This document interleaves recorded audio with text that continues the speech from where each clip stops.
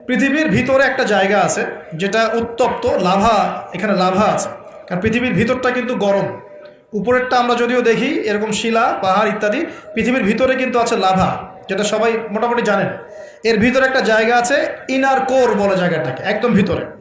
তো এখনকার সাম্প্রতিক গবেষণা বলছে যে ভূমিকম্পগুলোর প্রভাবে, পৃথিবীতে যত ভূমিকম্প হয়েছে এর প্রভাবে ইনার কোর আগে যেদিকে ঘুরতো এখন উল্টা দিকে ঘোরা শুরু করেছে।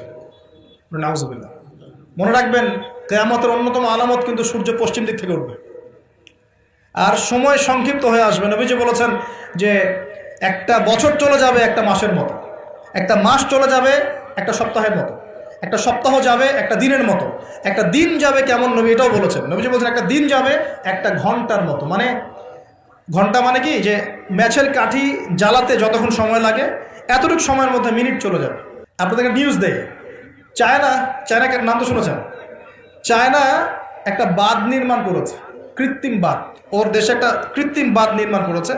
এটা এত শক্তিশালী বাঁধ, ওখানে এত রড সিমেন্ট আর এই ম্যাটেরিয়ালস ইউজ করা হয়েছে, যেটা এই পাকিস্তান, তারপরে ইন্দোনেশিয়া, হ্যাঁ, বাংলাদেশ, এই যে দেশগুলো আছে, এই পুরো দেশটাকে, এই পুরো দেশের একটা বড় অংশকে এই কংক্রিটের নিচে ঢেকে ফেলা সম্ভব। এত বেশি কংক্রিট এখানে ইউজ করা হয়েছে, চায়না ইউজ করেছে, ওরা ইউজ করেছে।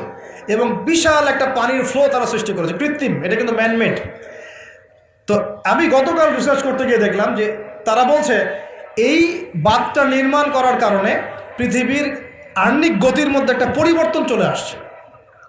মানুষের হাতের কামাই। দেখেন, মহাবিশ্বে এমন কিছু একটা হবে যাতে এই পৃথিবীর গতির মধ্যে একটা পরিবর্তন আসবে। একদিন কেমন করে এক বছরের সমান হতে পারে? সাহাবীরা প্রশ্ন করলেন, ইয়া রাসূলুল্লাহ, আমরা তখন নামাজ কেমন করে পড়বো? নবীজি বললেন, অনুমান করে পড়ে নিবে, তোমরা এস্টিমেট করে করে অনুমান করে পড়ে নিবে যে কতটুকু সময় পর পর ওয়াক্ত হচ্ছে। তার মানে সাহাবীরা নামাজে তখনও সচেতন ছিলেন। বিশ্বের সামনে ভয়ঙ্কর কিছু ঘটনা ঘটা এখনো বাকি আছে। বিশ্বটা এমন থাকবে না, এখন যা দেখছেন সব এমন থাকবে না।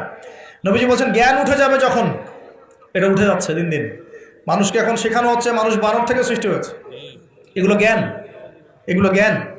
ইসলামের জাজল্যমান ইতিহাসগুলোকে মানুষ ভুলে যাচ্ছে, এগুলো জ্ঞান। মানুষকে শেখানো হচ্ছে সমকামিতা ভালো জিনিস, এগুলো জ্ঞান। সমকামিতা ভালো জিনিস, এটা ব্যক্তি স্বাধীনতা। শেখানো হচ্ছে মানুষকে যে পর্দা এগুলো কুসংস্কার, পর্দা কি কুসংস্কার, এগুলো জ্ঞান। জ্ঞান কাকে বলে? ওয়ুকবাদুল ইলম, মানে জ্ঞান উঠে যাচ্ছে, কবজ করে নেওয়া হচ্ছে। আর দেখেন আরেকটা হাদিসে আসছে, আল্লাহ পাক কিন্তু কোরআন হাদিসকে তুলে নেবেন না। একটা হাদিসে আসছে আল্লাহ পাক কোরআন হাদিসকে তুলে নেবেন না, কিন্তু আলেমদের মৃত্যু হবে বেশি বেশি। আলেমদের জান কবজ করার মধ্য দিয়ে আল্লাহ পাক জ্ঞান উঠিয়ে নেবেন। একটু দেখেন না কয়জন আলেম আছে মাঠে, দেখেন তো কয়জন আলেম। আলেম তো অনেকেই আছে আলহামদুলিল্লাহ, কিন্তু বরেণ্য ওলামা যাদের কথা হাজার লক্ষ কোটি মানুষ শোনে, এমন আলেম কয়জন আছে?